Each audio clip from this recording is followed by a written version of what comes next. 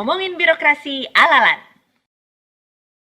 Hai kawan LAN, kembali lagi kita di podcast obrolan. Kali ini kita akan membahas tentang lingkungan hidup. Mungkin tema yang gak asing bagi kawan LAN, tapi judulnya yang menarik kawan LAN, yaitu asik.com. Apa itu asik.com? Kita akan sama-sama berbagi, berdiskusi ya, ngobrol-ngobrol ringan menghibur bersama narasumber kita kali ini, yaitu Bapak Muhammad Haryanto. Bapak Muhammad Haryanto ini kawan LAN adalah Kepala TPA Sampah Manggar Kota Balikpapan. Dari Dinas Lingkungan Hidup ya Pak Haryanto ya? Iya betul. So Pak Haryanto, kalau dilihat itu Balikpapan sudah dapat Adipura, kalau nggak salah tahun ini ya? Alhamdulillah tahun ini 2 tahun berturut-turut kota kami mendapatkan Adipura Kencana. Berarti kan sudah banyak sekali effort untuk pengelolaan sampahnya ya, pemrosesan sampahnya. Terus apa yang berbeda dari asik.com? Ya, baik. Jadi memang asik.com itu kan kepanjangannya pengelolaan sampah organik dengan budidaya maggot, co-firing, dan kompos. Nah, memang 3 hal pengelolaan sampah organik tersebut mungkin banyak sudah dilakukan di tempat lain. Namun yang berbeda adalah kami mengkombinasikan itu di dalam satu lokasi, yaitu di TPA Manggar, sehingga itu bisa menjadi salah satu juga tambahan untuk edukasi tentang pengolahan sampah secara terpadu, terutama dalam hal ini adalah sampah organik seperti itu. Sampah organik, kenapa milihnya sampah organik? Ya itu pertanyaan yang bagus juga ya. Jadi selama ini kan ada banyak pemulung ya, ada banyak pengepul, ada banyak bank sampah ya, dan sebagainya.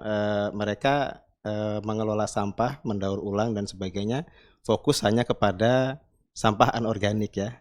Ada Betul. plastik, ada kardus dan sebagainya, logam. Nah, belum banyak memang yang mau mengolah atau mengelola sampah organik, karena mungkin ya itu tadi kesannya kalau sampah organik kita simpan, kita olah itu menimbulkan hal-hal yang mungkin kita sendiri nggak nyaman ya. Misalkan nih ada baunya seperti itu kan. Pembuatan pupuk kompos pun pasti ada menimbulkan bau dan sebagainya. Nah, ini yang kemudian orang-orang lebih memilih memungut atau mengambil sampah anorganik, karena begitu dikumpulkan bisa dijual langsung dapat uang, nggak repot seperti itu. Nah, pengolahan sampah organik memang agak kompleks di situ. Nah, ini yang coba kita lakukan, kita praktekkan. Mudah-mudahan setelah orang melihat itu berjalan dengan baik tanpa menimbulkan hal-hal yang tidak nyaman tadi, bisa dilakukan replikasi atau mencontoh dan melakukan di lokasi-lokasi yang mereka miliki atau dari daerah asal mereka, kemudian bisa melakukan hal yang sama di tempat kami. Itu sih Bu. Kan Kota Balikpapan itu masyarakatnya bertambah banyak saya kira ya Pak ya, semakin Betul, tahun, apalagi ya. sekarang IKN ya Pak ya, Betul, jadi ya. kota yang terdekat dengan IKN begitu. Itu total sampah perharinya berapa Pak kalau di Balikpapan? Ya betul sekali. Memang ada dampak dari proyek-proyek strategis nasional yang dilakukan di Kota Balikpapan. Selain IKN itu sebetulnya ada RDMP ya, RDMP atau proyek pengembangan kilang Pertamina Balikpapan. Itu terus terang memang menyumbang pertambahan penduduk, otomatis karena bertambah penduduk sampahnya juga makin banyak ya seperti itu. Itu juga sudah kami prediksi seperti itu. Nah, itu ditunjukkan juga dengan data-data kami bahwa sampah di Kota Balikpapan memang naik ya, memang bertambah. Kami juga melakukan input data-data sampah tersebut melalui SIPSN atau website yang dikembangkan oleh Kementerian Lingkungan Hidup untuk memonitor, untuk memantau pengelolaan sampah di setiap daerah. Nah, memang di situ tantangannya ya, selain Kota Balikpapan ya bertumbuh ekonominya karena ada proyek-proyek tersebut, tapi juga ada masalah nih ya kan, ya, sampahnya jadi semakin banyak. Nah itu memang tantangan kita, dan mau ndak mau ya, suka tidak suka kita harus tanggulangi bagaimana strateginya untuk tetap mempertahankan ikon Kota Balikpapan yang selama ini dikenal sebagai kota yang bersih, kota yang termasuk kota yang terbersih lah di Indonesia. Itu sih Bu Hana kita. Iya, total sampahnya itu Total berapa ton, sampahnya, Pak, oh per ya hari? betul. Total sampah itu kalau sekarang itu dengan penduduk kurang lebih 730.000, total sampah timbulan sampah kami itu sudah mencapai 500 ton lebih per hari. Per hari Per hari 500 ton. iya betul. Dan yang masuk ke TPA Manggar itu sudah mendekati 400 ton per 400 hari ton. seperti itu. Landfillnya sudah yang Mm-mm, keberapa ini, Pak? ya. Sudah.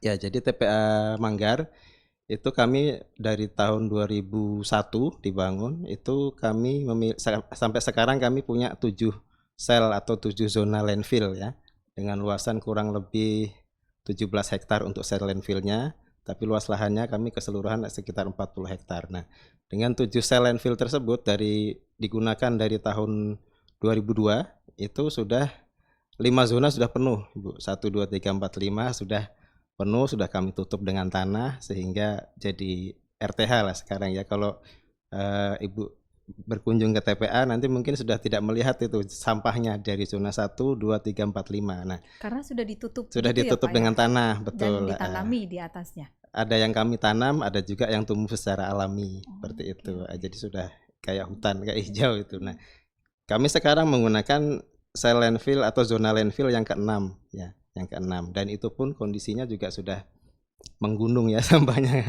Jadi sudah hampir penuh juga, dan nanti kami tinggal punya tersisa 1 zona lagi yaitu zona 7. Zona Nah, 7 zona 7 masih kosong masih berarti kosong, zona betul. 7-nya ya, Pak, ya, Zona untuk 7. persiapan. Paling Betul. banyak, Pak, kalau di klaster Ya. sampah kan banyak jenisnya. Paling banyak itu sampah apa, Pak? Nah, berdasarkan survei, kajian dan studi yang sudah kami lakukan itu sampah yang dominan adalah sampah organik, sampah dari rumah tangga. Sekitar 38% itu adalah sampah dari rumah tangga dan organik seperti itu. Ini juga yang akhirnya Ya, menginisiasi ya, Pak, ya, ide ya, betul. sumber Jadi ide. dari 38% itu adalah sampah rumah tangga, dan secara komposisi memang paling banyak memang sampah jenis organik seperti itu. Apakah ini jadi dasar asik.com ini? Ya, betul. Salah satunya Salah satunya. mengapa kami menginisiasi asik.com itu adalah untuk mengantisipasi banyaknya sampah organik yang memang dihasilkan dari kegiatan kita, termasuk kegiatan di rumah kita, dan itu belum terolah secara maksimal. Itu yang coba kami kembangkan, mudah-mudahan dengan bisa berjalannya asik.com di TPA Manggar, mudah-mudahan banyak daerah lain ataupun komunitas pegiat lingkungan ataupun bahkan perusahaan swasta ya yang mau meniru ya, mau mereplikasi kegiatan kami sehingga pengolahan sampah-sampah itu terutama sampah organik itu bisa lebih maksimal kan, seperti itu. Kan kalau kita misalkan di TPA kami bisa mengolah anggaplah 1 ton atau 5 ton kan ya, kan itu belum signifikan ya mengurangi sampah. Tapi Yang kalau itu 500 ton ya, ditiru sampah. sama yang lain kan jadi Iya, pengalinya benar-benar. banyak, akhirnya sampah yang terolah akan lebih banyak lagi. Harapan kami seperti Karena itu. akhirnya bukan TPA sendiri yang melakukan itu ya, Pak, Ya, ya, karena betul. ada banyak pihak-pihak lain yang turut serta itu ya, Siap. Pak, ya, kolaborasi. Iya, Pak. Tantangannya, Pak, Ya. ketika Bapak melaksanakan asik.com ini. Ya. Tantangan Sebetulnya terbesar Bapak. tantangan terbesarnya itu adalah pemilahan sebetulnya. TPA itu kan sebetulnya adalah tempat pemrosesan akhir ya, final. Jadi semua sampah yang kami terima baik dari TPS, baik dari perusahaan, baik dari permukiman ataupun perumahan itu dalam kondisi yang tercampur ya, tidak terpilah. Nah, itu sebetulnya tantangan terbesar kami adalah di pemilahan. Nah, bagaimana strategi kami untuk melaksanakan asik.com tadi ya, kami akhirnya berkolaborasi ya, kami bersinergi dengan pelaku-pelaku usaha kuliner yang pertama, kemudian sentra industri kecil ya, sentra industri tahu tempe kalau nggak salah yang di Balikpapan, kemudian juga perusahaan-perusahaan lain yang banyak bergerak di bidang misalkan perhotelan ataupun restoran. Nah, dengan di situ nanti kami juga lebih mudah ya mendekatinya dan meyakinkan untuk melakukan pemilahan. ini loh sampahmu kan tercampur, kalau dipilah yang organik, anorganik, nanti kami yang akan mengolah. Karena sebetulnya tantangannya kalau dari perusahaan-perusahaan swasta itu mereka bisa saja mau saja memilah. Cuman pertanyaannya kemudian kalau sudah kami pilah terus diapakan? Toh nanti dibawa sama truk sampah, kemudian juga dijadikan Dicampur satu di lagi. TPA teraduk lagi ya itu. Kalau kami Oh, sudah ada program seperti asik.com ini kan kami bisa menyampaikan nih, oh nanti kalau sudah dipilah kami bisa diangkut ke TPA, nanti kami olah seperti itu. mereka angkut sendiri atau memang ada Kalau modal yang delivery gitu, Pak? ya ada yang angkut sendiri Bu, ada juga yang diangkut oleh pihak ketiga. Mereka bekerja sama dengan pihak ketiga yang bergerak di bidang pengangkutan sampah. Jadi yaitu ada dua metode, mereka mengangkut mandiri, ada juga yang pakai pihak ketiga seperti itu. Ide bagus sudah Ya, diimplementasikan. betul. Berbaginya ini gimana Pak? Diseminasinya yang sudah dilakukan oleh pihak TPA maupun DLH. Oh, diseminasi. Iya. Ya, jadi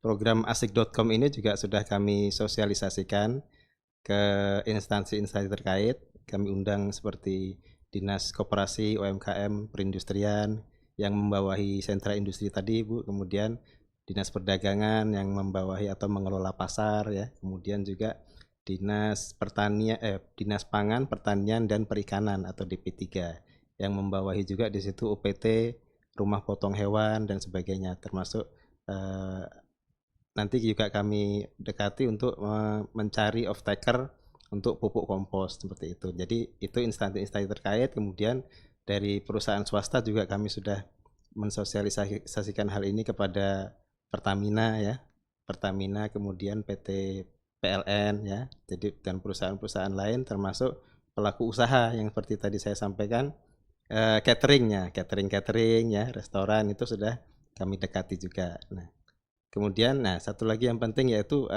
salah satu stakeholder yang penting juga adalah kelompok pembudidaya ikan atau peternak, karena salah satu asik.com ini kan ada dengan budidaya maggot Ibu. Nah, budidaya maggot itu nanti maggotnya bisa untuk digunakan pakan ternak ya ikan, ya ayam dan seterusnya. Jadi ini pihak-pihak yang sudah kami undang, sudah kami sosialisasikan juga program kami, dan mereka menyatakan siap mendukung lah, siap bersinergi untuk melaksanakan asik.com ini. Seperti Iya. itu. Ya. Berarti ada 3 produk besar ya dari Ya. asik.com ini ya Pak ya, Ya. kompos, lalu ada yang co-firing Maggot, itu maggot, sama co-firing. co-firingnya Iya, Pak ya, betul. yang benar-benar sudah terlihat menurut Ya. Bapak hasilnya.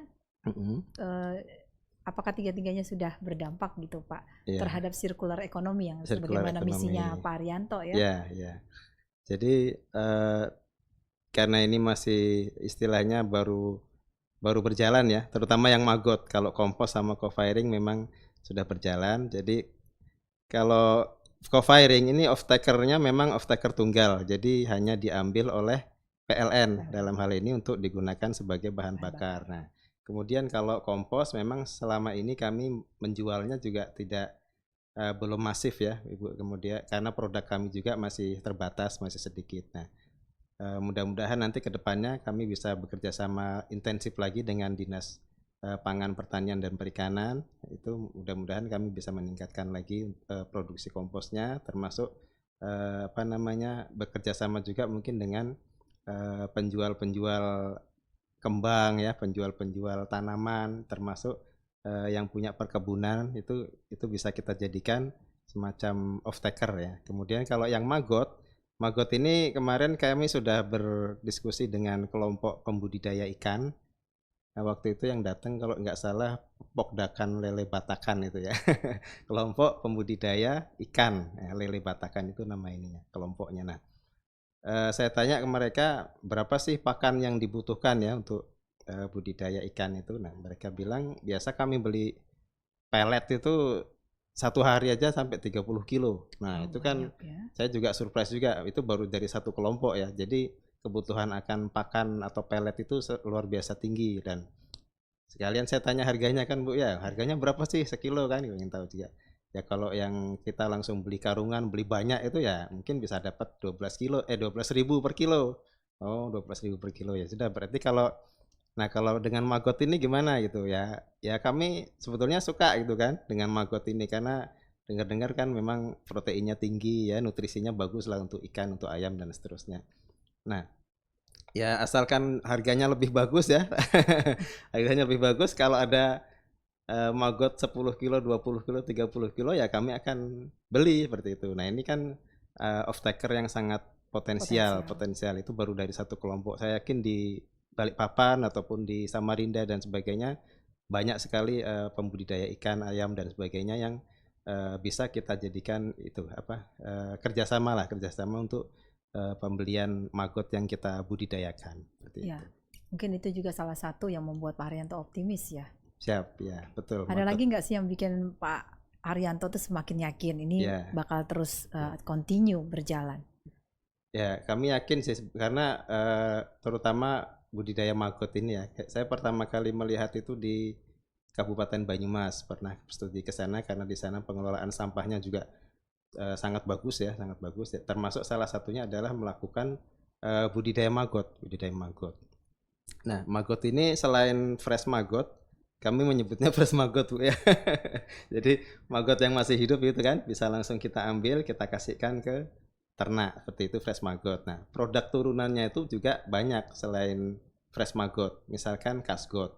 Kasgot itu singkatan, ternyata singkatan Bu Hana. Jadi bekas maggot. Jadi kasgot itu adalah sisa-sisa makanan ataupun mohon maaf mungkin kotorannya maggot. Itu yang apa namanya bisa kita ambil juga bahkan bisa jadi pupuk. Nah, seperti itu ya. Mungkin memang secara ini apa kurang lebih dengan pupuk kompos atau pupuk kandang. Saya rasa kualitasnya mirip-mirip seperti itu.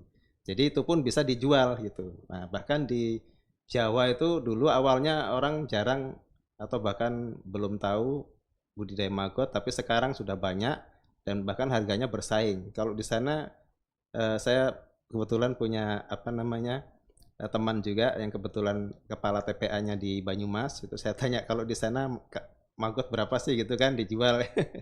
Di sana sekarang harganya Mas apa rendah ya maksudnya karena banyak sudah ininya yang membudidayakan. Jadi awalnya dulu mungkin sekitar 10-an ribu, sekarang hanya sekitar 5.000 atau 6.000 karena bersaing harganya seperti itu. Jadi insya Allah ya kalau menurut saya kalau maggot ini sangat potensial sekali kita bisa kembangkan ya karena mudah ya. Yang pertama itu mudah. Kemudian tidak butuh teknologi yang rumit atau peralatan yang kompleks ya. Kemudian juga tidak menimbulkan bau. Nah ini saya juga agak surprise juga pertama Bu. Saya kira dulu karena organik kita taruh itu kemudian bau kan. Nah ternyata bahkan mohon maaf isi perut ikan ya, kotoran-kotoran seperti itu kan sangat bau ya. Atau udang ya sisa udang nih. Begitu kita taruh di biopon itu tempat kita budidaya maggotnya itu, begitu maggotnya mulai makan itu baunya seketika hilang karena dimakan gitu. Padahal bangkai ya Pak Padahal ya. istilahnya bangkai betul benar, ya. Benar. Betul. Itu sih Bu Ana. Bagaimana teamworknya? Jadi ada yang bilang no leader is an island. Kan Bapak berperan sebagai kepala leader, UPT. teamwork, ya. Tapi teamwork itu kan harus dibangun ya Pak, ya nggak mungkin kita kerja sendiri. Dari DLH sendiri dan pemerintah kota bagaimana Pak dukungannya? Ya, baik. Sebetulnya itu yang sangat apa namanya memotivasi saya juga. Jadi memang dari awal beliau dari pimpinan kami kebetulan Pak Sudirman Jaya Laksana sebagai kepala DLH sangat mendukung karena fokus beliau memang salah satunya ada program kerja DLH ini kan tupoksinya salah satu adalah sampah dan sampah ini kan hal yang tidak bisa orang bilang nggak ada liburnya Bu ya. Jadi benar, Sabtu Minggu, Lebaran, tanggal merah itu tetap sampah itu ada kan. Dan saat kalau orang senang-senang Bapak bekerja. Ya, dan kalau tidak terangkut sehari aja masyarakat sudah akan komplain karena TPS-nya penuh dan seterusnya. Nah, itulah mengapa beliau juga sangat mendukung program asik.com ini. Kemudian juga Pak Kabid kami yaitu Pak Dodi Yulianto itu sangat-sangat mendukung. Bahkan beliau menyampaikan bahwa ini akan sinergi dengan program-program dari DLH karena salah satu program DLH itu adalah kedepannya kami akan perlahan mengurangi bahkan menghapus TPS-TPS di pinggir jalan. Nah, kami coba meniru apa yang dilakukan di Banyumas, walaupun mungkin tidak 100% ya. Nah, jadi pengurangan sampah, pengelolaan sampah, daur ulang dan sebagainya itu akan kita tingkatkan supaya sampah yang masuk ke TPA juga semakin kecil, semakin berkurang. Jadi dari instansi pemerintah Kota Balikpapan juga sangat-sangat mendukung. Kemudian dari internal kami di TPA, saya juga sampaikan kepada teman-teman di TPA bahwa ini adalah program yang sangat bagus kalau kita kembangkan secara konsisten ya, secara sungguh-sungguh. Karena apa? Selain TPA itu ya tempat sampah tadi, ini kan juga jadi edukasi ya. Banyak sekali pengunjung ya, baik dari TK, SD sampai perguruan tinggi ataupun dari instansi dari daerah lain itu berkunjung ke TPA. Nah, salah satunya kan mereka ingin belajar bagaimana mengelola sampah dan sebagainya. Nah, dengan adanya asik.com ini itu menjadi salah satu, mudah-mudahan menjadi salah satu daya tarik juga untuk pengunjung. Nah, selain mereka bisa melihat langsung, nah mudah-mudahan mereka juga tergerak untuk melakukan hal yang sama atau replikasi seperti itu. Itu sih Bu yang membuat ini motivasi buat kami untuk terus mengembangkan asik.com. Iya Pak Haryanto. So lesson learn-nya apa Pak? Yang Bapak pelajari dari proses ini, yang Bapak dapatkan? Ya, lesson learn-nya bahwa setiap kegiatan atau setiap rencana atau program itu pasti ada tantangannya ya, pasti ada hambatan dan sebagainya. Nah, bagaimana kita menghadapi menghadapi tantangan tersebut, penghalang tersebut. Nah, itu yang membuat kita menjadi istilahnya naik level dalam hal bagaimana sih kita berkoordinasi, berkolaborasi, atau bahkan bagaimana kita memimpin sebuah organisasi atau sebuah tim paling tidak untuk mengalahkan ya, atau istilahnya untuk menaklukkan, menghilangkan hambatan-hambatan tadi. Nah, itu menurut saya pengalaman atau experience yang sangat luar biasa menurut saya. Iya. Sudah berapa lama Pak jadi kepala UPTD? 2022, berarti 2 tahun. 2 tahun ya, tapi sudah mencapai banyak ya Pak. Bapak lahir dan besar di DLH? Lahir di PNS maksudnya ya? Iya Pak. Ya, CPNS saya langsung ditempatkan di Dinas Lingkungan Hidup di bidang tata lingkungan kalau sekarang. Ya, memang lahir dan besar di sana ya Pak ya, luar biasa. Ya Pak, pertanyaan pamungkas Pak. Pesan-pesan apa yang mau Bapak sampaikan untuk para leader di sana, reformer di sana? Silakan Pak. Ya, baik. Udah ngasih pesan aja. Baik, wah ini berat ini pesan-pesan ini. Ya. Jadi ada sih motonya TPA yang sangat bagus menurut saya ya. Apa dong Pak? Jadi motonya itu adalah lebih baik hidup dari sampah daripada hidup menjadi sampah. Itu menurut saya dalam sekali itu. Walaupun simpel seperti itu. Iya Pak Haryanto. Terima kasih ya Pak ya sudah mau berbagi kepada kami, bukan kepada kami juga, kepada masyarakat luas yang menjadi pusat edukasi juga TPA-nya ya Pak ya. Sukses terus buat Pak Haryanto dan tim DLH Kota Balikpapan ya Pak ya. Teriring salam buat tim Bapak di sana. Oke Pak Haryanto. Dan selamat Pak, congratulations. Bapak sudah menjadi salah satu reformer terbaik di pelatihan kepemimpinan pengawas. Terima kasih juga Bu Hana selaku coach saya ini. The best ini. Terima kasih Bu Hana. Sama-sama Pak Haryanto. Ya, baik kawan, demikianlah obrolan kali ini telah selesai. Sampai jumpa di edisi yang berikutnya yang tentunya lebih menarik dan bikin kawan penasaran. Bye.